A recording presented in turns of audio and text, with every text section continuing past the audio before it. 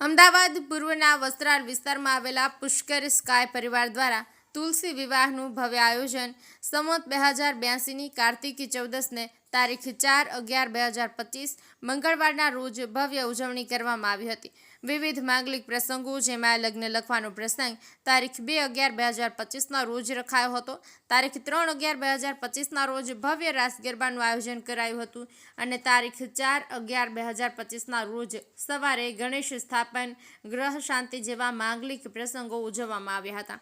સમી સાંજે ભગવાન શ્રી શાલિગ્રામની જાનનું પ્રસ્થાન યજમાન શ્રીમતી ભાવનાબેન અને શ્રી અતુલભાઈ રમણભાઈ સુથારના નિવાસ સ્થાનેથી કરાયું હતું અને વસ્ત્રાલમાં વિવિધ વિસ્તારોમાં ફરી પુષ્કર સ્કાયના પટાંગણમાં આવી પહોંચી અને તે સમયે શ્રી વૃંદા માતાજીના યજમાન શ્રીમતી હિનાબેન અને નરેશભાઈ પ્રવીણભાઈ પંચાલના પરિવાર અને પુષ્કર સ્કાય પરિવાર દ્વારા ભગવાન શ્રી શાલિગ્રામની જાનનું ભવ્ય સ્વાગત કરવામાં આવ્યું હતું।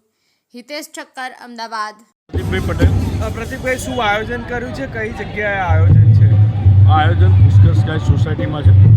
વસ્ત્રાલની રિંગ રોડ 4 રસ્તા ઉપર આવેલ સોસાયટી છે અને આ સોસાયટી બને એના 3 વર્ષ થયા છે અને 3 વર્ષ નિમિત્તે દરેક મેમ્બરોએ એવું નક્કી કર્યું કે આપણે ભગવાનના વિવાહ, તુલસી વિવાહ એટલે આપણા હિન્દુ ધર્મની સંસ્કૃતિમાં બહુ મોટા વિવાહ કહેવાય, જેના વિવાહ થયા પછી જ આપણા મનુષ્યના વિવાહ થતા હોય છે। તો એના માટેનું એક આયોજન, ભગવાનના વિવાહનો લાભ આ પુષ્કર સ્કાયના રહીશોને મળ્યો છે અને એ પુણ્ય કે એના ભગવાનના આશીર્વાદ હોય એ પ્રકારનો માહોલ અમે અહીંયા જોયો છે। વરસાદી માહોલમાં અમે જોયું છે કે રોડની આ બાજુ એક ટીપો વરસાદ નહોતો અને રોડની પેલી બાજુ એટલો ફૂલ વરસાદ હતો। એ ભગવાનનો આશીર્વાદ અને ચમત્કાર જ છે કે જે અમે આ કાર્ય કર્યું છે એ ભગવાને અમને સફળ પાડ્યું છે અને આમાં કોઈ વિઘ્ન આવવા નથી દીધું અને સૌ રહીશોનો ઉત્સાહ એટલો હતો। છેલ્લા 3 દિવસથી અમે આ કાર્યક્રમ કરી રહ્યા છીએ।